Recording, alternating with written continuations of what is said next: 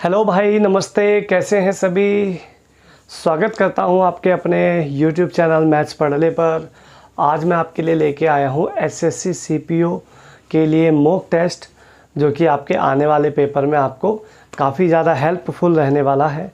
और एक एक क्वेश्चन इसका बहुत इम्पोर्टेंट है। जैसे अभी तक मैंने आपको 2 से 3 मॉक करा दिए हैं मैथ्स के, ठीक है। तो ये आपको एक और मॉक आपके लिए लेके आया हूँ, ताकि आपके जो एग्ज़ाम है उसमें मैथ्स का जो पार्ट है 25 क्वेश्चन का, वो बहुत अच्छा हो जाए, ठीक है। कम से कम समय में ज़्यादा से ज़्यादा क्वेश्चन अटैम्प्ट किस तरीके से, किस ट्रिक से करने हैं, वो सारी चीज़ें आपको वीडियो में मिल जाएंगी, ठीक है दोस्तों। चलिए बढ़ते हैं आपके इसी जज्बे के साथ पहले क्वेश्चन की तरफ, ठीक है।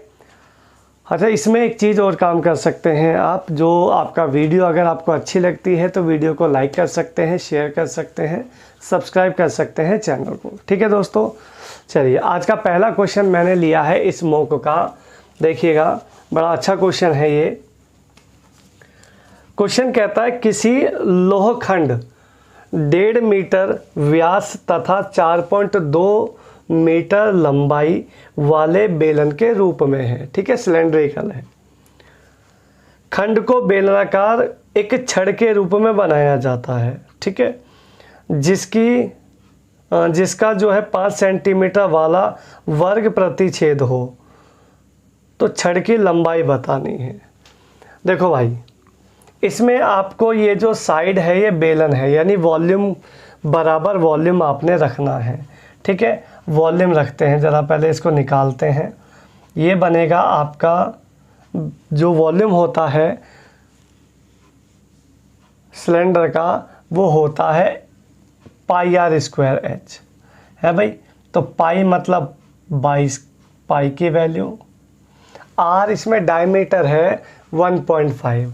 अगर डायमीटर 1.5 है दोस्तों, तो रेडियस आ जाएगी 1.5, ये डायमीटर है, ठीक है।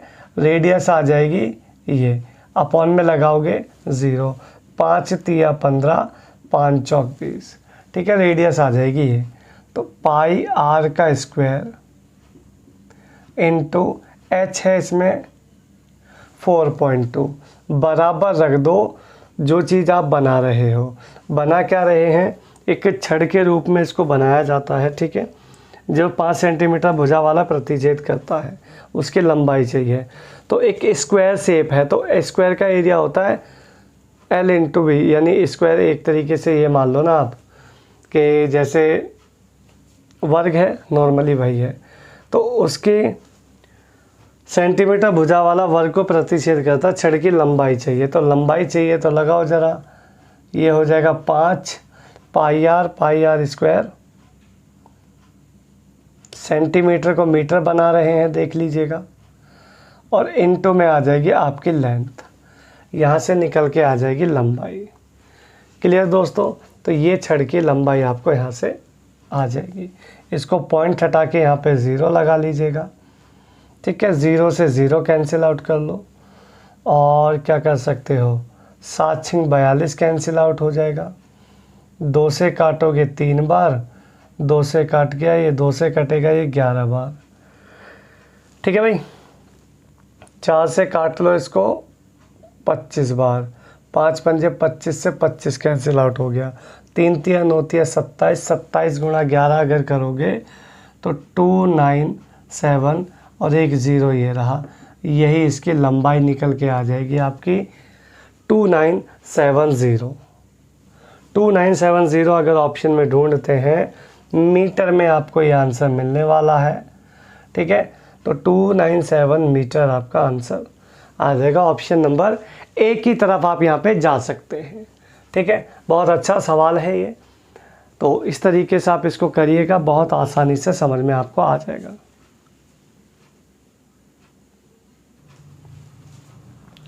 नेक्स्ट क्वेश्चन है दोस्तों, ये हाइट एंड डिस्टेंस का सवाल है। एक हवाई जहाज भूमि से 300 मीटर की ऊंचाई पर उड़ रहा है, ठीक है, जो ठीक एक दूसरे हवाई जहाज के ऊपर है। भूमि पर स्थित किसी बिंदु से इन दोनों हवाई जहाज़ों के एलिवेशन जो एंगल है वो 60 डिग्री और 45 डिग्री बन रहे हैं। नीचे वाले जहाज की जो ऊंचाई है वो क्या होनी चाहिए। देखिए कुछ इस तरीके का ये सवाल आपका बनने वाला है। ये एक एंगल ये मान लीजिएगा आप यहाँ पे 60 डिग्री और एक एंगल मान लीजिएगा आप यहाँ पे 45 डिग्री। ये आपका 45, ये आपका 45 हो जाएगा और ये आपका पूरा 60 डिग्री हो जाएगा। ठीक है, ये आपको चाहिए। अब मेन आपको क्या चाहिए, ऊंचाई चाहिए। ऊंचाई चाहिए ये वाली। देखो ये पूरा जो डिस्टेंस है 300 मीटर का है। देखिए एक चीज़ आप मुझे यहाँ पे बताइएगा, अगर ये 45 डिग्री के एंगल पे वह काम करता है इतना, बहुत आसान सी ट्रिक के साथ में आपको मैं कराता हूँ, ज़रा ध्यान दीजिएगा। अगर ये 45 है ये वाला एंगल, ये तो ये भी 1 यूनिट रहेगा, ये भी 1 यूनिट रहेगा। दोनों बराबर होते हैं क्योंकि 45 90 का जो रेशो होता है वो 1:1:√2 होता है। ठीक है दोस्तों। अच्छा, अब ये 60 वाला है अगर पूरा एंगल, तो ये कितना बनेगा, ये आपके 60 के सामने देखिए ये रेशो होता है। मैं आपको बता देता हूँ, 30 60 90 का जो एंगल्स का जो रेशो होता है वो होता है 1:√3:2 होता है। ठीक है, तो 60 के सामने जो एंगल, जो 60 के सामने एंगल है 60 के सामने भुजा आपको 300 दे रखी है। ठीक है, अगर ये 300 दे रखी है तो √3, ये जो 300 है ना, ये इस √3 की वैल्यू है। ठीक है दोस्तों, आपको क्या चाहिए, आपको चाहिए 45 यानी कि 1 की वैल्यू चाहिए। पूरे में से इस 1 की वैल्यू चाहिए। अगर 1 की वैल्यू चाहिए तो मल्टीप्लाई क्या करना पड़ेगा, आपको 1 करना पड़ेगा। तो 1 से मल्टीप्लाई करके कुछ मिलना नहीं है, इसी को सॉल्व कर लो। इसको सॉल्व करोगे तो ये आ जाएगा, परमेकरण करोगे तो √3 ऊपर मल्टीप्लाई हो जाएगा, √3 हो जाएगा 3 से 3 इसको काटोगे तो ये आंसर निकल के आ जाएगा 100√3। आपका यहाँ पे आंसर आ जाएगा first class, 100√3, option number C. ठीक है, तो ये इस तरीके से आप इसको थ्योरम लगा के सॉल्व कर सकते हैं। ये √3 की वैल्यू है, आपको 1 की वैल्यू चाहिए। ठीक है, तो यहाँ 1 की वैल्यू मतलब ये देखो ना, ये 60 है तो ये कितना है, ये 60 है तो ये यहाँ पे 30 डिग्री होगा। तो 30 डिग्री की वैल्यू आपको चाहिए, यानी 1 यूनिट की वैल्यू आप यहाँ से निकाल के और सॉल्व कर सकते हैं बड़े आसानी से रेशो मेथड में।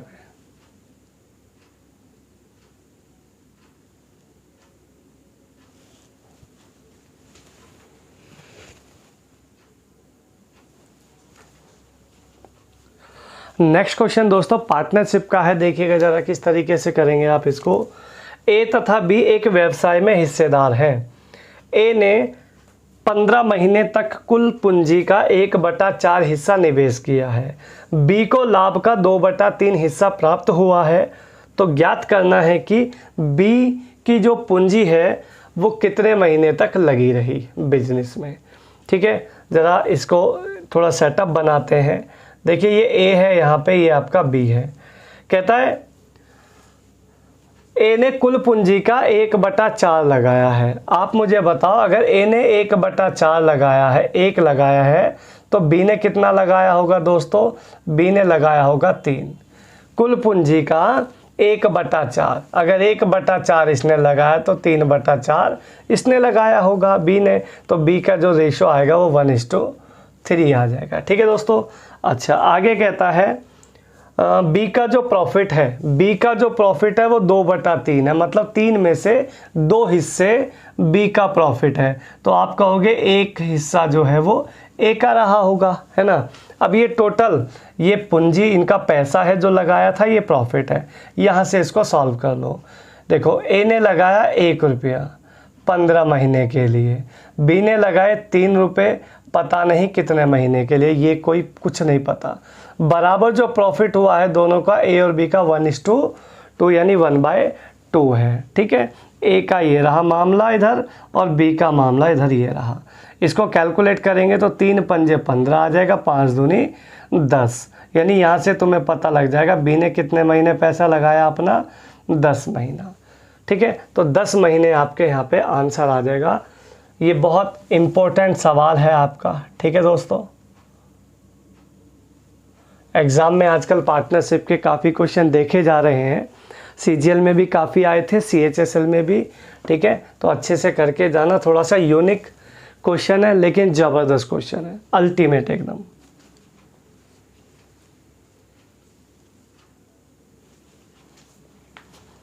नेक्स्ट क्वेश्चन है, कहता है किसी पदार्थ का मूल्य 6 रुपये प्रति किलो से बढ़कर 7.5 रुपये हो गया।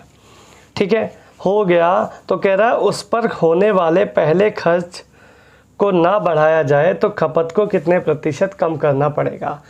देखो दोस्तों, ये जो क्वेश्चन है ना, कंपैरिजन का क्वेश्चन होता है, और कंपैरिजन के क्वेश्चन में क्या करते हैं हम, डिनोमिनेटर में जोड़ते हैं, डिनोमिनेटर में ही घटाते हैं।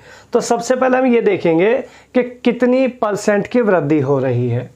पहले 6 थी, आज 7.5 हो गई, तो आप कहोगे 1.5 रुपया बढ़ गया 6 पर।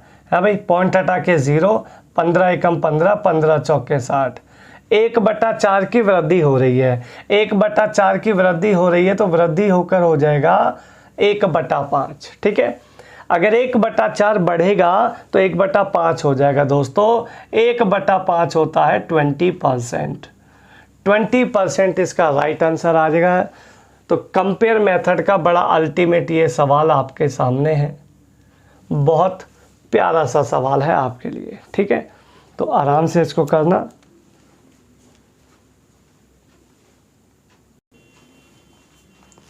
नेक्स्ट क्वेश्चन दोस्तों आपके लिए है, 13 का वह छोटे से छोटा मल्टीपल कौन सा है जिसे 4, 5, 6, 7 से भाग करने पर रिमाइंडर आपको 3 छोड़ जाए। ठीक है दोस्तों, देखो ऐसे क्वेश्चन को करने के लिए तो आप बाय ऑप्शन बहुत आसानी से कर सकते हैं। ठीक है, टैली करना ऐसे क्वेश्चन को बेहद ही आसान होता है। ये आपके पास 4 ऑप्शन मैं यहाँ पे लिख देता हूँ, देखिएगा बड़ा ही आसान सा सवाल है बाय ऑप्शन। देखो फर्स्ट ऑफ ऑल तो 13 का मल्टीपल होना चाहिए। ठीक है, लेकिन 13 का मल्टीपल चेक करने में आपको टाइम लगेगा। ठीक है, कहता है 4, 5, 6, 7 से भाग देने पर 4, 5, 6, 7 से भाग देने पर रिमाइंडर क्या बचना चाहिए दोस्तों, 3। तो जो भी ऑप्शन पड़े हैं उसमें से 3 कम करके, जो रिमाइंडर है वो 3 कम करके एटलीस्ट 5 से तो भाग हो जाए, है ना। मतलब 4 पंजे 20 या 6 पंजे 30, कुछ भी ले लो, मतलब 0 तो आना तय ज़रूरी है। 3 घटाने के बाद आंसर में 0 आना ज़रूरी है। यहाँ से मैं 3 घटाऊंगा तो 0 बिल्कुल नहीं आएगा, क्योंकि 0 यहाँ पे ऑलरेडी पहले ही आ चुकी है। ठीक है दोस्तों, यहाँ मैं 3 घटाऊंगा तो 0 आने का चांसेस है। यहाँ मैं 0 घटाऊंगा तो 3 घटाऊंगा तो 0 का आने का कोई चांस नहीं है, और इसमें तो है ही नहीं। तो मेरा जो आंसर निकल के आएगा दोस्तों वो आएगा ऑप्शन नंबर बी। ठीक है, तो बहुत आसान सा है, टैली कर सकते हो सवाल को। इससे ज़्यादा आसान ये सवाल कैसे भी आपको नहीं हो सकता। ठीक है, अगर बेसिक से करोगे तो थोड़ी सी ज़्यादा दिक्कतों का सामना करना पड़ेगा। ठीक है भाई, तो टैली मेथड है, अल्टीमेट है, कोई दिक्कत नहीं है। यस, नेक्स्ट क्वेश्चन ये जो देख रहे हैं ये आपका घातांक करनी या फिर कह सकते हैं स्क्वायर रूट क्यूब रूट का क्वेश्चन भी दोनों में ही आपको देखने को मिलता है। √2 प्लस में √3 प्लस 1 अपॉन √3 प्लस में √4 प्लस 1 अपॉन √4 प्लस में √5 प्लस 1 अपॉन में √5 प्लस में √6, ये आपको चाहिए। देखिए बहुत सिंपल सा फंडा होता है। इसमें तो वैल्यू हैं जो आपकी वैल्यू वो कटती चली जाती हैं आपस में, जैसे 3, 3 सेम है, कट जाएगा। 4 से 4 कट जाएगा दोस्तों, 5 से 5 कटेगा, तो बचेगा क्या, √2 माइनस √6। देखो एक तो बचेगा √2, एक बचेगा √6। बीच में यहाँ पे क्या साइन दे रहा है, प्लस, प्लस का साइन दे तो माइनस लगा देना, आ जाएगा आंसर। लेकिन इसमें बड़ी संख्या जो है वो पीछे वाली है, बड़ी संख्या ये है, तो बड़ी संख्या ये है, तो आपका आंसर आ जाएगा √6 माइनस √2। ये ऑप्शन में मिलता है तो बहुत अच्छी बात है, नहीं तो √2 कॉमन लेके अंदर आ जाएगा √3 माइनस 1। ये आपको ऑप्शन मैच करेगा। अगर ये मैच नहीं करता है तो आप आसानी से देख सकते हैं ए ऑप्शन यहाँ पे आपको, सॉरी बी ऑप्शन आपको यहाँ पे मैच कर रहा है फर्स्ट क्लास। ठीक है दोस्तों, तो ये इस तरीके से आसानी से किया जा सकता है, बड़े प्यार से, तो कर सकते हैं आप।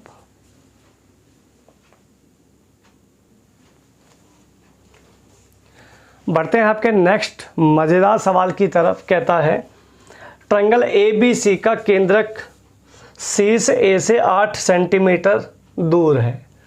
देखो ये कोई ट्रायंगल है, इस ट्रायंगल का जो सेंटर है ये केंद्रक, इसके शीर्ष यानी एपेक्स से 8 मीटर की दूरी पर है, 8 सेंटीमीटर। ठीक है दोस्तों, 8 सेंटीमीटर की दूरी पर है। कहता है ए से होकर त्रिभुज की माध्यिका की लंबाई क्या होगी। मान लो ये आपका ए पॉइंट BC, तो इस माध्यिका की लंबाई चाहिए पूरी।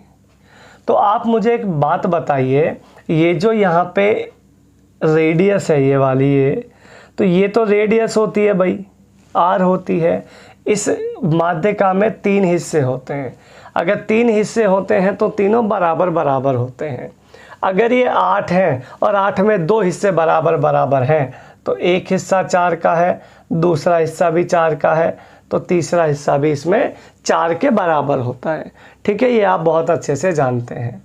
ठीक है, यानी ये 3 में से 2 हिस्से दिए थे आपको, तो आपने 2 हिस्से अलग अलग करके पूरी लेंथ निकाल ली, 4 4 8 4 12। तो पूरी जो माध्यिका है, पूरी जो इसकी मीडियन निकल के आएगी दोस्तों, वो निकल के आएगी 12 सेंटीमीटर। ठीक है, 4 4 8 4 12। ठीक है, तो बहुत आसान है, कोई टेंशन नहीं है, बहुत प्यार से सवाल को निपटा सकते हो आप।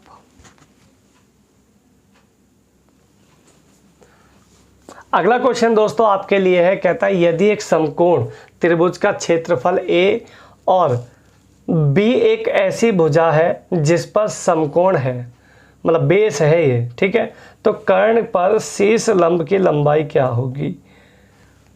देखिए ज़रा, ये कुछ इस टाइप का क्वेश्चन मैं यहाँ बना के दिखा देता हूँ आपको। ये आपका A है, ये B, ये C, ये आपका B की वैल्यू बेस। ठीक है, ये आपका शेष लंब है, इस पे परपेंडिकुलर है, ये आपको चाहिए परपेंडिकुलर की लंबाई, यानी आप इसको D मान लो। AD की आपको लंबाई चाहिए।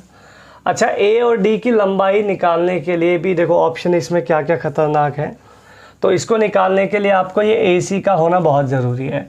अच्छा, इसका अगर मैं एरिया निकालता हूँ तो क्या आता है, इसका एरिया आएगा दोस्तों, एरिया बराबर AC इंटू AB। आप कहोगे AC into AB, AC into AB। भाई बेस इंटू हाइट ही तो होता है भाई, यही होता है ना। लेकिन होता क्या है, 1/2 होता है, तो 1/2 करोगे अगर इसका, तो इंटू में 1/2 भी कर लो, 1/2 बेस इंटू हाइट। ठीक है, इसको अगर सॉल्व करोगे तो 2 आ जाएगा आपका यहाँ A की जगह, A के पास बराबर AC आपको क्या गिवन है, AC आपको फाइंड करना है दोस्तों, AC आपको फाइंड करना है, और AB की लंबाई आपको गिवन है B, और B आ जाएगा नीचे, यानी AB की लंबाई आ गई दोस्तों यहाँ से 2A/B, 2A/B। यहाँ से आप हाइपोटेनस निकाल लो पूरी लंबाई, अर्थात BC की लंबाई निकाल लो पूरी। वो कैसे आएगी, दोनों का स्क्वायर करके जोड़ना है और अंडर रूट लेना है। दोनों का स्क्वायर करोगे तो ये आएगा 2A का स्क्वायर यानी 4A का स्क्वायर, B का स्क्वायर मतलब B स्क्वायर हो गया है भाई, B तो B स्क्वायर हो गया,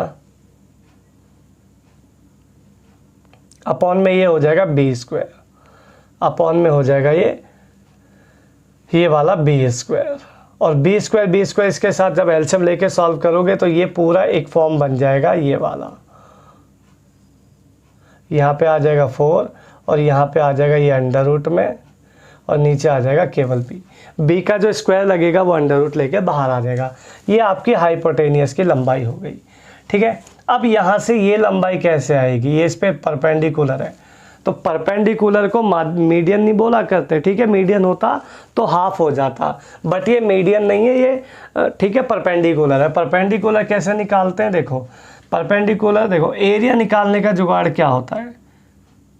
परपेंडिकुलर में एरिया निकालने का जुगाड़, अगर इसके परपेंडिकुलर को लेके चलते हैं तो ये होता है 1/2 into B C into A D, sorry B C नहीं, हाँ B C into A D की लंबाई। ये चीज़ें आपको याद रखनी है, एरिया निकालने में ये आपको काम आएगा। ठीक है दोस्तों, अब आप इसमें वैल्यू पुट करेंगे तो ये 2 जो है ए के साथ मल्टीप्लाई कर लेगा, तो ये आपको हो जाएगा कितना, 2a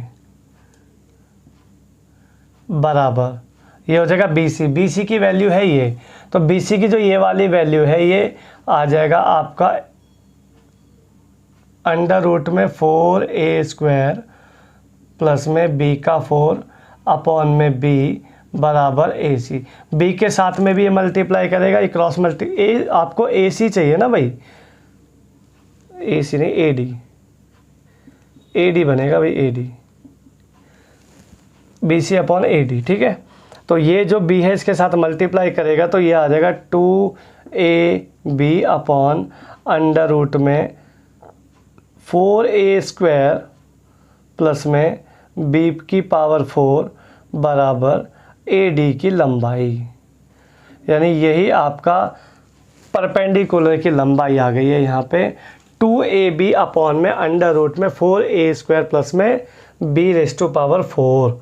ऑप्शन अगर आप यहाँ देखोगे दोस्तों तो पहला 2ab b4 हो जाएगा ये। ठीक है, बी ऑप्शन आपका यहाँ पे मैच नहीं करेगा, 4a है ना यहाँ पे, 4a कैपिटल ए रहेगा। ठीक है, कैपिटल ए 4a² प्लस में b⁴, यानी ऑप्शन नंबर ए आपका यहाँ पे करेक्ट हो जाएगा। ठीक है दोस्तों, तो ये सवाल इस तरीके से आप कर सकते हैं। इसको आप टैली भी कर सकते हैं। ठीक है, टैली करना चाहो तो यहाँ अपनी मर्जी से राइट एंगल ट्रायंगल की प्रॉपर्टी बना के आपको इसको सेटिस्फाई भी करा सकते हो, लेकिन ये तो पता होना ही चाहिए। ठीक है, अगर आपको इस परपेंडिकुलर के हिसाब से देखोगे तो 1/2 बेस इंटू हाइट, देखो 1/2 बेस इंटू हाइट ही तो बन गया, तो बेस क्या हो गया इसका BC और हाइट क्या हो गई इसकी AD। ठीक है, तो ये आपका मामला इस तरीके से हो जाएगा आसान।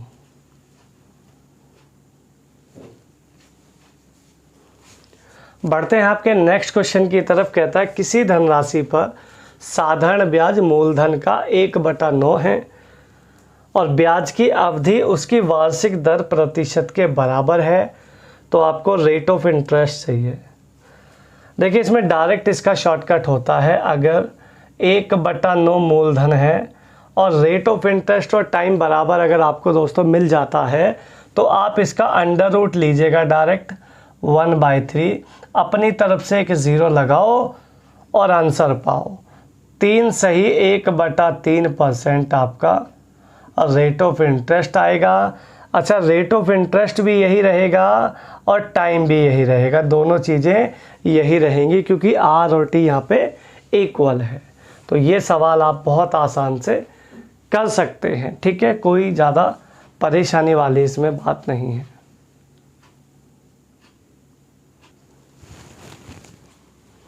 नेक्स्ट क्वेश्चन है दोस्तों आपका, इसमें टाइम एंड डिस्टेंस का क्वेश्चन है। कोई स्कूटर सवार 24 किलोमीटर प्रति घंटा की चाल से स्कूटर चलाए तो अपने गंतव्य स्थान पर निर्धारित समय से 5 मिनट देर से पहुंचता है भाई।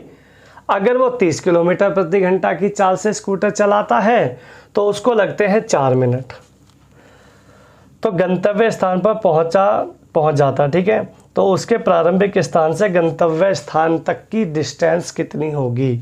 देखिए डायरेक्ट इसका ट्रिक होता है, दोनों स्पीड उठाइएगा, दोनों स्पीड उठाओगे तो 30 गुणा 24 बटे में माइनस, ऊपर दोनों का गुणा नीचे दोनों का माइनस, ऊपर गुणा नीचे माइनस, इनटू 5 मिनट देर 4 मिनट पहले, 5 और 4 एक देर है एक जल्दी है, दोनों जोड़ दो, ठीक है। सेम चीज़ें माइनस होती हैं, अपोजिट चीज़ें ऐड होती हैं। तो 5 4 हो जाएगा 9 के नीचे 60 लगाना ताकि मिनट को घंटे में कन्वर्ट कर सको। यहाँ से आपका सवाल सॉल्व हो जाएगा। 30 का डबल हो जाएगा 60, 12 दूनी हो जाएगा 36, 9 दूनी हो जाएगा 18 kilometre. Answer 18 kilometre will be the answer. Clear दोस्तों? यस, बहुत बढ़िया बात है, दिक्कत नहीं होनी चाहिए। नेक्स्ट क्वेश्चन, एक ही कार्य करने की जो क्षमता है वो B से आधी है और C की जो क्षमता है वो A और B दोनों से आधी है। यदि C अकेला उस काम को 20 दिनों में समाप्त कर सकता है तो तीनों मिलकर उस कार्य को कितने दिन में समाप्त करेंगे। टाइम एंड वर्क का बड़ा जोरदार सवाल है ये जो आप देख रहे हैं, ठीक है। इतना आसान नहीं होता इसको कर पाना बच्चे के लिए। मैं बहुत आसान तरीका आपको लेके चलता हूँ, ध्यान से सुनना। A B C, first of all हम क्या करेंगे, इनकी एफिशिएंसी का रेशो बनाएंगे। कैसे बनाएंगे? A की एफिशिएंसी B से आधी है, अगर आधी है तो ये 4 है तो ये 2 है, ठीक है भाई। A की एफिशिएंसी B की एफिशिएंसी से आधी है और C की एफिशिएंसी A और B से आधी है, तो 2 और 4 6, 6 का आधा 3, ये इनकी एफिशिएंसी का रेशियो हो गया। एफिशिएंसी मतलब होता है दोस्तों एक दिन में किया गया काम, अर्थात मैं ये कह सकता हूँ C अकेला एक दिन में 3 काम करता है और 20 दिन में इसने इस काम को ख़त्म कर दिया। अगर एक दिन में 3 काम करता है तो 20 दिन में कितना करेगा, 20 या 60 काम, यानी वहाँ पे टोटल काम कितना रहा होगा, 60। यहाँ से टोटल वर्क निकाल लिया। अब ये टोटल वर्क किससे कराना है, तीनों A B C से। A B C तीनों मिलकर कितना करेंगे एक दिन में, 4 2 6 और 3 9 एफिशिएंसी के साथ 60 काम को पूरा होने में जो समय लगने वाला है वो लगेगा 3 3 9, 3 20 जा 60, 6 सही 2/3 दिन आपका आंसर आएगा एकदम ओके, ठीक है। तो बहुत अच्छा मेथड है, बहुत ज़बरदस्त ट्रिक है टाइम एंड वर्क की, ठीक है दोस्तों।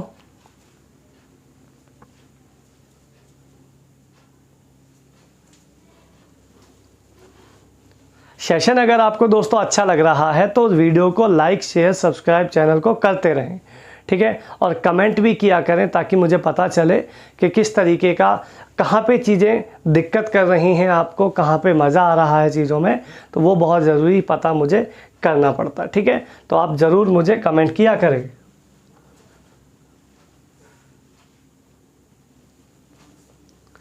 नेक्स्ट क्वेश्चन है आपके लिए, किसी कंपनी में सदस्यों का औसत 30 है, 30 वर्ष, जिसमें पुरुष का एवरेज है 34, फीमेल्स का एवरेज है 26। आपको चाहिए पुरुष सदस्यों की संख्या कितना प्रतिशत है। देखो भाई, यहाँ पे है मेल, यहाँ पे है फीमेल। मेल का जो एवरेज है दोस्तों वो है 34, ठीक है। फीमेल का जो एवरेज है वो है 26 और सभी का है 30। यहाँ से मैं इसको माइनस करूँगा तो ये आएगा 4 है भाई। 26 में से 30 नहीं जाएगा, 30 में से 26 घटा दो, यहाँ से घटाओगे तो ये भी आएगा 4, यानी रेशो आ रहा है यहाँ पे बराबर बराबर, यानी 50% मेल है और 50% फीमेल है। तो बस आपको यही पूछा है कि कितने प्रतिशत मेल है, तो कुछ करने की ज़रूरत नहीं है, आंसर आ गया है फर्स्ट क्लास 50%। ठीक है दोस्तों, बहुत अच्छा सवाल है। एलिगेशन मेथड पे आप इसको जल्दी से निपटा सकते हैं बड़े प्यार से। नेक्स्ट आपके सामने जो क्वेश्चन है ये आपका रेशो के रिलेटेड है। 60 लीटर के एक पे में, पे यानी कोई पानी पीने की चीज़ है, उसमें सिरप तथा जल का जो रेशो है वो 3:7 है। बाद में पता चला सिरप और जल का रेशो हो गया 2:5। लेकिन ये कब हुआ? जब उस पे में पीने की चीज़ में जल को डाला गया, तब ये रेशो बदल गया है भाई। तो ज़रा देखते हैं क्या इसमें सिस्टम को लगाना है। 60 लीटर है, सबसे पहले हम रेशो लिखते हैं। 3:7 था, किस किस का? सिरप और वाटर का। बाद में बदल कर हो गया दोस्तों 2:5। लेकिन ये कब हुआ? जब आपने उसमें पानी डाला। अच्छा, पानी डालोगे तो कांस्टेंट वैल्यू क्या रहने वाली है? सिरप। जब आप किसी वस्तु में किसी पीने की चीज़ में पानी मिलाओगे तो दूसरी चीज़ कांस्टेंट रहती है, उसको वो चेंज नहीं होती है। ठीक है, जब वो चेंज नहीं होती है तो उसको सेम होना चाहिए। यानी 3 और 2 ये जो अलग अलग है सिरप की वैल्यू, इसको सेम करना चाहिए। सेम कैसे करोगे? यहाँ कर दो 2 से गुणा, यहाँ कर दो 3 से गुणा, तो ये हो जाएगा दोस्तों 6 यूनिट, ये हो जाएगा 14 यूनिट, ये हो जाएगा 6 यूनिट, ये हो जाएगा यहाँ पे 15 यूनिट। ठीक है दोस्तों, यहाँ से वैल्यू बन गई। टोटल आपका जो मिश्रण था वो 60 लीटर का था। 14 6 20 के हिसाब से 20 यूनिट 60 पे, तो 1 यूनिट की वैल्यू आ गई 3। 1 यूनिट की वैल्यू आ गई 3। अब आपको पानी मिलाना था, तो आप देखो कितना यूनिट पानी मिल रहा है यहाँ पे, 1 यूनिट बढ़ा है। पानी की वजह से पानी में 1 यूनिट वैल्यू बढ़ गई है, और 1 यूनिट की वैल्यू क्या निकल के आई थी मेरी? 3। तो 3 लीटर ही आपका यहाँ पे आंसर इसमें मैच करेगा। ऑप्शन नंबर देखेंगे अगर आप 3 कहाँ है तो डी ऑप्शन आपका मैच हो जाएगा। क्लियर दोस्तों? तो बहुत अल्टीमेट सवाल है ये रेशो से रिलेटेड। जो चीज़ आपने मिलानी है, ठीक है, उसमें चेंज होना स्वाभाविक है, लेकिन दूसरी चीज़ में चेंज होने का कोई चांस नहीं है। ठीक है दोस्तों, तो बहुत ध्यान से चीज़ को करना है, आसान तरीका लगाना है। क्लियर?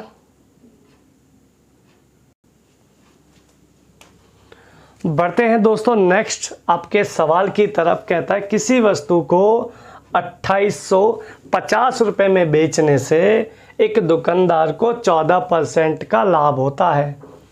यदि लाभ को कम करके 8% रखा जाता है दोस्तों, तो चीज़ को कितने में बेचा जाएगा? एसपी चाहिए। देखो 2850 रुपये में बेचने पर पहले हो रहा है 14% का लाभ, अर्थात 114 आ जाएगा, नीचे 114 का प्रॉफिट है। बाद में आपको चाहिए 8% का प्रॉफिट। जो पहले वो नीचे और बाद वाला ऊपर, ये ट्रिक है, इसको लगा के चलना। काटा पीटी मचाते हैं तो 19 छिक्के 114, 19 एकम 19, 19 पंजे 95। ठीक है दोस्तों, 6 से काटोगे तो ये कटेगा 18 छिक्का 108, 18 बार। 18 15 जा बच्चे जानते हैं, जो नहीं जानता है वो कोशिश करे जानने की। ठीक है, 18 15 जा 270, आंसर विल बी 2700। अगर उस वस्तु को 2700 में बेचा जाएगा तो उस दुकानदार को जो प्रॉफिट कहाँ 14% हो रहा था, आज उसको 8% का रहेगा। क्लियर दोस्तों?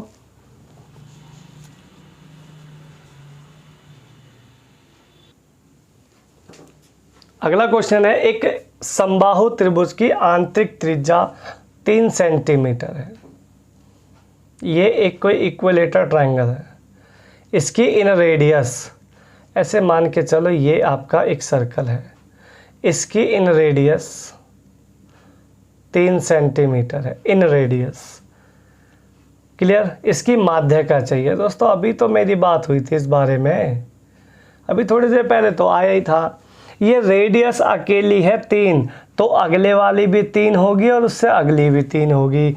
तो एक माध्यिका में 3 आर होती हैं, एक आर तुम्हें दी है 3, तो 3 की गुणा 3 से कर दो, या अलग अलग उसको डिफाइन करके कर लो। 3 गुणा 3 विल बी आंसर 9 सेंटीमीटर आपका क्लियर, एक ही शॉट में आंसर आएगा। ठीक है, ऐसे सवालों को करने की ज़रूरत कहाँ है, आप मुझे बताओ, है ना भाई। नेक्स्ट क्वेश्चन है, ट्रायंगल ABC में PQBC के समानांतर है, पैरेलल है। आ जाइएगा जरा समझते हैं चीज़ों को। ये A, ये B, ये C, ये पैरेलल लाइन है PQ। ठीक है दोस्तों, PA 1 और PB 2। अगर ये रेशो 1:2 में है तो ये भी 1:2 में ही होगा। AQ इसमें दिया है 3 सेंटीमीटर। यार अगर AQ 3 सेंटीमीटर दिया है आपको, तो QC की लंबाई यहाँ पे क्या डबल हो रहा है, तो यहाँ भी डबल हो जाएगा, ये हो जाएगा 6। आपको क्या चाहिए, कह रहा है AC की लंबाई बताओ। यार AC की लंबाई बताना, मुझे कोई ऐसा, आप में से कोई एक भी ऐसा बच्चा है जो AC की लंबाई अब नहीं बता पाएगा। अबे 3 और 6 9 नहीं होते, हाँ भाई, 3 और 6 9 सेंटीमीटर आपका आंसर आ जाएगा फर्स्ट क्लास। देख रहे हैं, बताइए ऐसे ऐसे सवाल अगर आपको CPO में देखने को मिलेंगे तो क्या प्रभाव पड़ेगा आपके पेपर पे, बताओ। पड़ेगा कुछ, एकदम शटाशट आंसर होते चले जाएंगे, धुआंधार। ठीक है ना भाई। नेक्स्ट क्वेश्चन दोस्तों आपके लिए है, कहता है sec theta plus tan theta √3 है, तो साइन थीटा एक पॉजिटिव वैल्यू है, धनात्मक नंबर है, वो आपको फाइंड करना है। देखिए मेरी बात सुनिएगा, आपको गिवन है कि सेक थीटा प्लस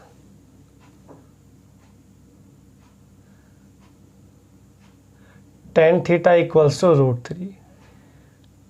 आप एक चीज़ जानते हैं, sec theta plus tan theta अगर √3 हो सकता है, तो sec theta minus tan theta 1/√3 नहीं हो सकता क्या? एक दूसरे के रेसिप्रोकली तो होते हैं। आपको मैंने पिछली वीडियो में भी बताया था कि भाई सेक स्क्वायर थीटा प्लस में tan square theta equals to 1 होता है, सॉरी माइनस होता है। ठीक है भाई, अगर मैं इसको थोड़ा तोड़ के लिखूंगा तो ये होगा sec theta plus tan theta, एक बार लिखूंगा sec theta minus tan theta equals to 1, और ये माइनस वाला इसके नीचे चला जाएगा, तो हो जाएगा ना एक दूसरे का रेसिप्रोकल। ठीक है, तो ये मामला यहाँ पे बन गया। मैं 10 से 10 निपटा देता हूँ इनको जोड़ने की कोशिश में।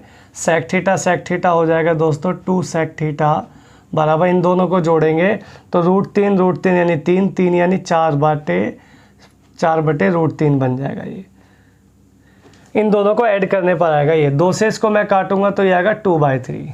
ठीक है दोस्तों, कोई दिक्कत परेशानी नहीं है। चलिए बहुत अच्छी बात है। तो अब यहाँ पे चीज़ें आपको चाहिए साइन थीटा, लेकिन आपको चाहिए साइन थीटा।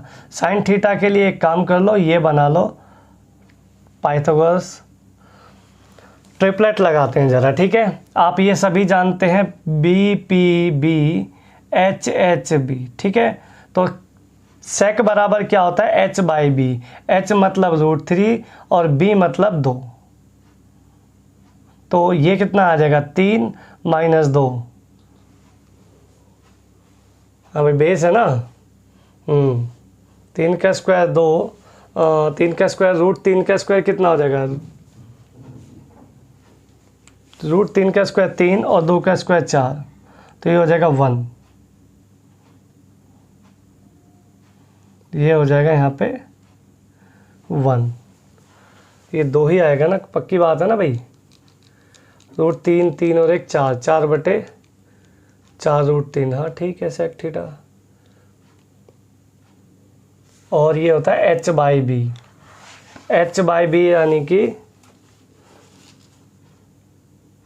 सॉरी उल्टा हो गया, H ये होगा भाई, H होगा 2 और ये होगा 3, माफ़ कीजिएगा, ठीक है। तो ये आ जाएगा √3 और ये 1 हो जाएगा, 1√3 यानी कि यहाँ पे आ जाएगा 1। आपको चाहिए साइन थीटा, साइन थीटा होता है परपेंडिकुलर अपॉन हाइपोटेनस, परपेंडी यानी 1 और ये हो जाएगा 1/2। यही आपका यहाँ पे राइट आंसर मिल जाएगा। क्लियर दोस्तों?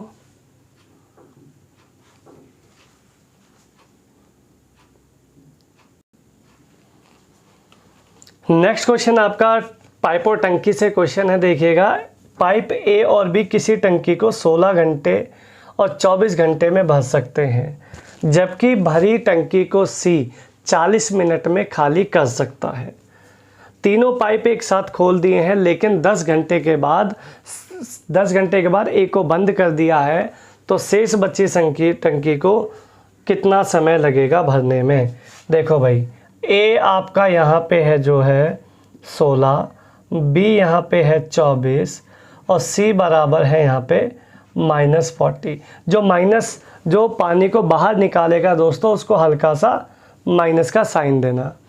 अच्छा, इसका एलसीएम क्या आ सकता है? 16 24 का एलसीएम 24 पंजे 120, 120 16 में नहीं जाएगा, 240 इसका एलसीएम ले लो, ठीक है। 16 के पहाड़े में 240 आ जाएगा 15 पर, 24 के पहाड़े में आ जाएगा 10 पर और 40 के पहाड़े में आ जाएगा 6 पर। ये मामला आपका सेट हो जाएगा। ये ए की एफिशिएंसी, ये बी की एफिशिएंसी और ये सी की एफिशिएंसी, ठीक है दोस्तों। अब कहता है 10 घंटे तक तीनों ने काम को किया। तीनों को कराता हूँ मैं, तो 15 10 25 - 6 19, 19 धाम 190, 190 लीटर टंकी भर गई है 10 घंटे में। तो बची कितनी? 50 लीटर की। अब ये 50 लीटर की टंकी को 10 घंटे के बाद बंद किसको कर दिया? ए को बंद कर दिया। अगर 10 घंटे के बाद ए को बंद कर दिया, तो बाकी बची हुई जो टंकी है 50 लीटर की जो बची हुई है, रिमेनिंग पार्ट, इसको बी और सी भरेंगे। बी भरेगा, सी निकालेगा, यानी 1 घंटे में 4। तो 50 लीटर को भरने में क्या समय लगने वाला है दोस्तों? 12.5 घंटे। यही आपका राइट आंसर आ जाएगा। पाइप टंकी का अच्छा सा सवाल है, बड़ा प्यारा सा, सुंदर सा, ठीक है दोस्तों। नेक्स्ट क्वेश्चन आपके लिए है, किसी समचतुर्भुज के विकर्णों की लंबाइयों का योग 10 मीटर है और उनका जो क्षेत्रफल है वो है 9 वर्ग मीटर, 9 स्क्वायर सेंटीमीटर में, ठीक है। विकर्णों की लंबाई के वर्गों का योग क्या होगा? देखो दोस्तों, ये आपको ये पूछना चाह रहा है कि डायगोनल के वर्गों का जो स्क्वायर का सम क्या होगा। अच्छा, इसमें अगर मैं एरिया की बात करूं, आपको योग तो मिला हुआ है। अगर मैं पहले डायगोनल को ए मान लूं, देखो मैं यहाँ पे D1 को ए मान लेता हूँ और D2 को यहाँ पे B मान लेता हूँ। मतलब D1 D2 ना लिखकर A और B की फॉर्म में हम चलने वाले हैं, ताकि चीज़ें आपको ज़्यादा अच्छे से समझ में आ जाए, ठीक है। मतलब कहने का आपको एक तो A + B मिल गया, फिर तो 10 मीटर है भाई, और दोनों का क्षेत्रफल मिल गया। अच्छा, क्षेत्रफल क्या होता है? रोम्बस का जो एरिया होता है दोस्तों, वो होता है एरिया 1/2 × D1 × D2, यही होता है। आप कहोगे हाँ जी सर बिल्कुल होता है। अगर क्षेत्रफल ये होता है, तो किताब वाला क्षेत्रफल तुम्हें क्या दे रहा है? 9, तो 9 का डबल हो जाएगा 18। मतलब D1 और D2 का जो प्रोडक्ट होगा, यानी A × B जो है, वो भी मेरे पास आ गया 18 मीटर। आप कहोगे बहुत अच्छी बात, बहुत फर्स्ट क्लास, मज़ा आ गया, ठीक है। अब आपको क्या चाहिए? आपको चाहिए दोनों के डायगोनल के स्क्वायर का सम, यानी अब आपको चाहिए A² + B² चाहिए। ये आपका क्वेश्चन बना दिया मैंने, बड़ा सिंपल सा। अब आप इसमें क्या काम कर सकते हो? ऐसा कुछ डाटा सोच सकते हो जिसको गुणा करने पर 18 आ जाए और जोड़ने पर 10 आ जाए। ऐसा कोई डाटा सोच सकते हो? है भाई, 9 दूनी 18 होता है, या 6 18 होता है। मामला बन ही नहीं रहा, तो सोच छोड़ो, ये डाटा पे है ही नहीं, इसमें आसान डाटा नहीं है। उसने अपनी मर्जी से क्या रखा, छोड़ दो। आप एक काम करो, अगर मैं इसका होल स्क्वायर कर दूं दोनों का, तो ये क्या निकल के आएगा, ये निकल के आएगा दोस्तों ए स्क्वायर प्लस, इसका कर रहे हैं ठीक है, ध्यान रखना, A square plus B square plus 2ab बराबर में 100 है भाई। ए बी की वैल्यू क्या है मेरी 18, 18 का डबल हो जाएगा 36, 36 को उधर ले जाके माइनस कर दो, यानी ए स्क्वायर प्लस बी स्क्वायर क्या आ जाएगा दोस्तों 64। तो ये तो एक ही शॉट में आ गया लो आंसर। डाटा मिले तो ठीक, ना मिले तो ज़बरदस्ती ले आएंगे हम तो, है भाई। एक ज़बरदस्ती वाला भी तो सौदा होता है, वो भी कर सकते हैं। तो यहाँ से ये आपको आसानी से बन जाएगा, 64 आपका यहाँ पे राइट आंसर आ जाएगा। नेक्स्ट क्वेश्चन दोस्तों है कि एक्स स्क्वायर प्लस में 3x प्लस में 1 इक्वल्स टू 0 दिया है और आपसे पूछा है कि बताओ x की क्यूब प्लस 1/x की क्यूब क्या होगा। देखिए क्यूब का फंक्शन चाहिए, अगर क्यूब का फंक्शन चाहिए तो सबसे पहले हम क्या करेंगे, इसमें हम x की वैल्यू निकालने की कोशिश करते हैं। देखो जरा एक चीज़ को समझो, x की क्यूब प्लस 1/x की क्यूब तभी आ सकता है जब आपको ये मिल जाए, x प्लस 1/x मिलेगा तो ये आपको मिल सकता है। ये तो फाइंड करना है लेकिन ये आपको निकालना है यहाँ से। एक चीज़ बताओ, अगर मैं इस 3x को उधर ले जाऊँ तो यहाँ से x, इस पूरी इक्वेशन को x से डिवाइड कर दो, इसको x से डिवाइड करोगे तो ये आ जाएगा x प्लस में, इसको x से डिवाइड करोगे तो ये आ जाएगा 3 प्लस में, इसको x से डिवाइड करोगे तो ये आ जाएगा 1/x बराबर 0। इस 3 को उधर ले जाएंगे तो ये तुम्हें मिल जाएगा x प्लस 1/x बराबर -3।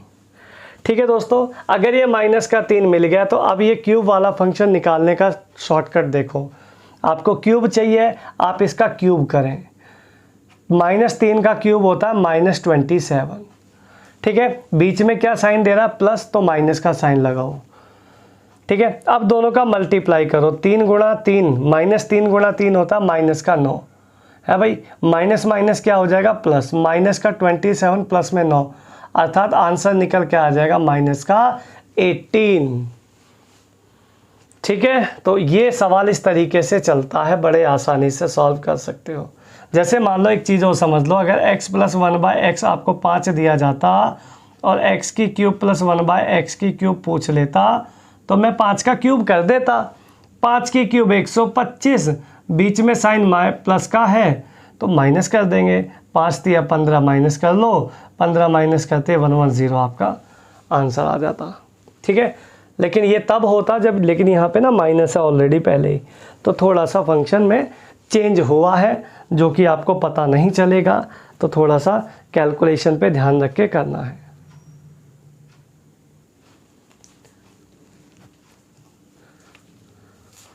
नेक्स्ट क्वेश्चन दोस्तों आपके लिए ट्रिग्नोमेट्री का है, बड़ा सुंदर टिकाऊ और मजबूत सवाल आपके लिए है। कहता है 4 cosec square 57 degree minus tan square 33 degree minus में cos 90 minus y tan square 66 into tan square 24 degree, तो y/2, तो y की वैल्यू चाहिए। देखिए मेरी बात सुनो, इसको आपको केवल और केवल चेंज करना है। चेंज करना है कैसे, देखो कॉसेक स्क्वायर दिख रहा है आपको 4 कॉसेक स्क्वायर थीटा आपको दिख रहा है, कॉसेक स्क्वायर 57 डिग्री दिख रहा है, माइनस अगर मैं tan थीटा को, अगर मैं tan जो 33 है इसको 90 माइनस थीटा लिख लूँ तो ये बन जाएगा कॉट, ये बन जाएगा कॉट स्क्वायर 57 डिग्री, और cosec square theta minus cot square theta होता है 1, तो ये हो जाएगा 4, यहाँ की इसकी पूरे की वैल्यू आ जाएगी 1, तो 4 एकम हो जाएगा 4, है ना। ये तो मामला हो गया, सिमट गया इधर। दूसरी चीज़ आपको माइनस में है cos 90, cos 90 होता है 0, तो ये हो गई वैल्यू 0, इसका तो मामला ही ख़त्म हो गया। माइनस बचा आपका y इंटू में tan स्क्वायर 66, दूसरा वाला है tan 24। अच्छा tan 24 को अगर मैं चेंज करूं तो 90 माइनस थीटा, तो tan 90 माइनस थीटा क्या होता है cot थीटा, है भाई। tan 90 माइनस थीटा होता है cot थीटा, तो cot ये हो जाएगा cot 66, और tan cot का उल्टा होता है, tan से tan कटेगा, आएगी वैल्यू 1, तो यहाँ पे आ गई 1, तो ये रहेगा केवल y बराबर है यहाँ पे y/2। तो सवाल जो आपका सामने निकल के आया दोस्तों, 4 एकम 4, 0 ख़त्म, माइनस का y/2, 2 से मल्टीप्लाई करोगे तो 8 minus 2y equals to y, है भाई। ये हो जाएगा y और y हो जाएगा 3y बराबर हो जाएगा 8। आंसर आ जाएगा y equals to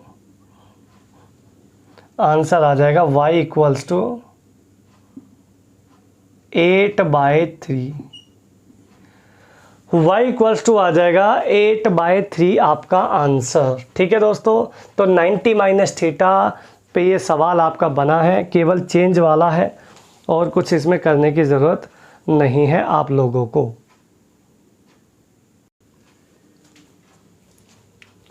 next question दोस्तों कहता है किसी लंब पिरामिड, ये पिरामिड का क्वेश्चन है आपका, इसका जो बेस है वो एक आधार जो है वो वर्गाकार है, स्क्वायर शेप है, ये है देखो,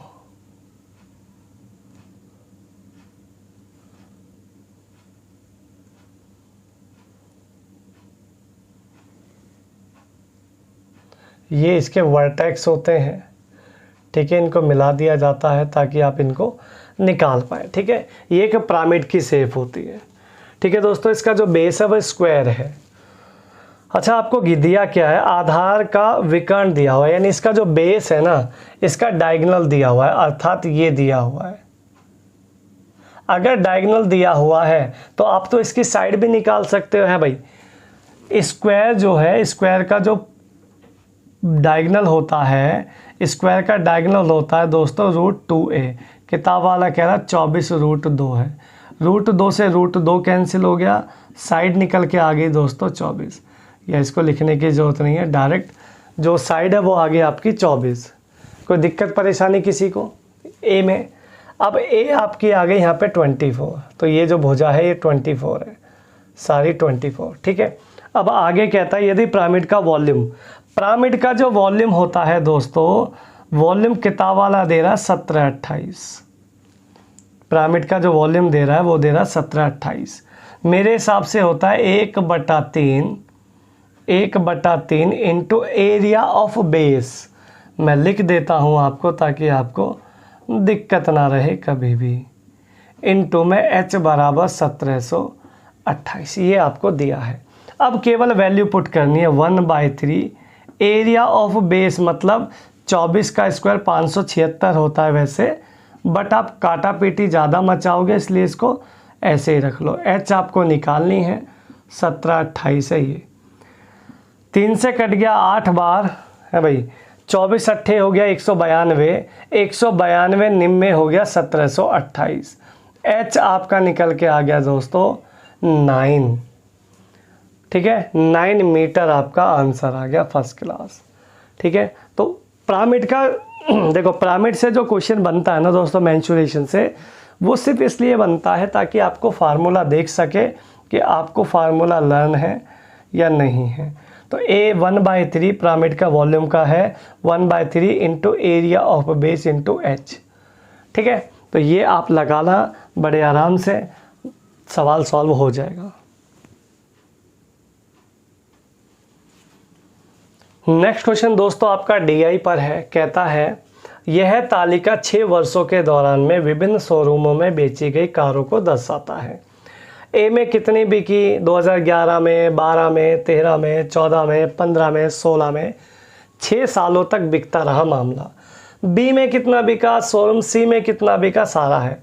क्वेश्चन क्या पूछा, क्वेश्चन कहता है दिए गए 6 वर्षों के दौरान में शोरूम ए में बेची गई कार का जो एवरेज है वो कितना है, लगभग में आंसर चाहिए।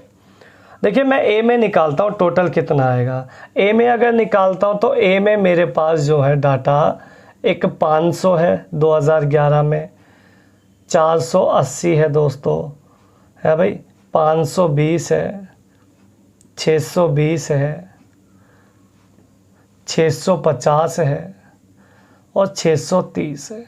ये टोटल जोड़ते हैं 500 500 और 500 1500 तो यही हो गया दोस्तों। 600 600 600 1800 1800 और 100 1900 1900 और 1500 ये हो गया 3400। टोटल आ गया 3400। आपको चाहिए इनका एवरेज, मतलब 6 से डिवाइड करो है भाई। 6 पंजे 30, ठीक है, 4 बचा, 6 छिंग 36, 6 छिंग 36, आगे चलता रहेगा। ये आपका 7 लगा दो, आंसर आ जाएगा 566.7 566.7 ऑप्शन नंबर सी। यही आपका यहाँ पे राइट आंसर आ जाएगा। केवल सम करना है और 6 से डिवाइड करना है। सवाल तो आसान है बट आपको कैलकुलेशन थोड़ी फास्ट इसमें करनी है। नेक्स्ट क्वेश्चन दोस्तों आपका पाई चार्ट पर है। कह रहा दिए गए पाई चार्ट में 540 अंकों में से नंबर मिले हुए हैं गणित में, साइंस में, ठीक है। साइंस में तुम्हारा x है तो वो निकाल लेंगे टोटल। क्वेश्चन क्या पूछा आपको? क्वेश्चन कहता है विद्यार्थी ने किस विषय में 105 अंक लिए हैं। आपको 105 अंकों को फोकस कराना है। 105 अंक कौन से में आए हैं? तो 105 अंक आए हैं दोस्तों आपके 540 में से इनटू आपको जो डिग्री पड़ा है, जो चार्ट है, ये पाई चार्ट है, ये डिग्री में है तो डायरेक्ट 360 डिग्री लगा लो और इसे सॉल्व कर दो।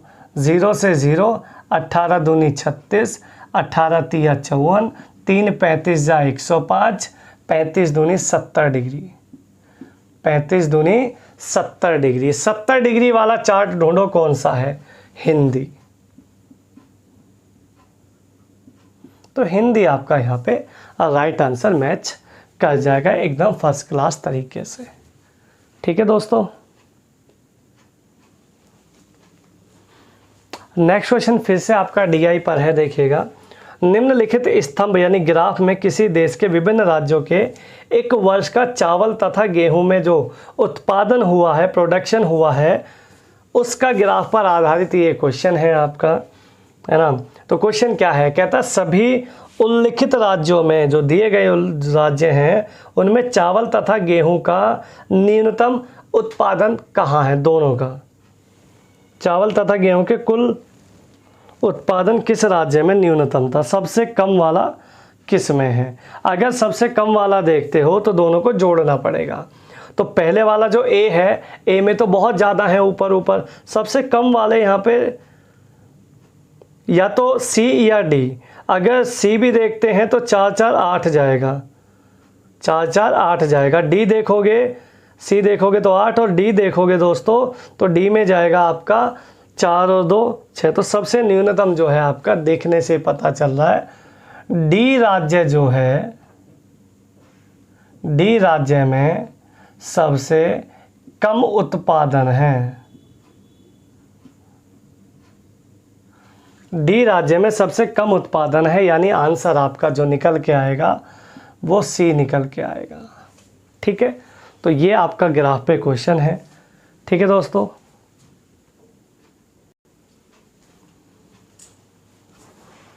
तो ये दोस्तों आपके मोस्ट टॉप 25 क्वेश्चन आपके लिए मैं लेके आया था एसएससी सीपीओ के लिए। ठीक है, जिस किसी बच्चे का पेपर है वो ज़्यादा से ज़्यादा मॉक लगाए। ठीक है, जो आपके पास प्रैक्टिस सेट पड़ा है या आप ऑनलाइन लेते हैं, उन सबको ज़्यादा से ज़्यादा मॉक लगा के चलें। डेली 1 से 1 मॉक डेली लगाना है, ताकि आपके जब तक एग्ज़ाम आता है अक्टूबर में, आप उसको अच्छे से कर पाएँ पूरे मॉक को। ठीक है, लगभग 30-40 मॉक आप लगा दो जब तक आपका पेपर आता है। आपका 101% मैथ का जो पोर्शन है, और मैथ का छोड़ो रीजनिंग का भी। ठीक है, जिसका मैथ अच्छा उसका रीजनिंग ऑटोमेटिक अच्छा हो जाएगा। ठीक है जी, तो अच्छे से मेहनत करो, जी जान लगा दो। ठीक है, दोबारा ये मौका आपको नहीं मिलेगा। ठीक है जी बच्चों, चलिए मिलते हैं आपको नेक्स्ट किसी वीडियो में, तब तक के लिए धन्यवाद। ठीक है दोस्तों, चलिए।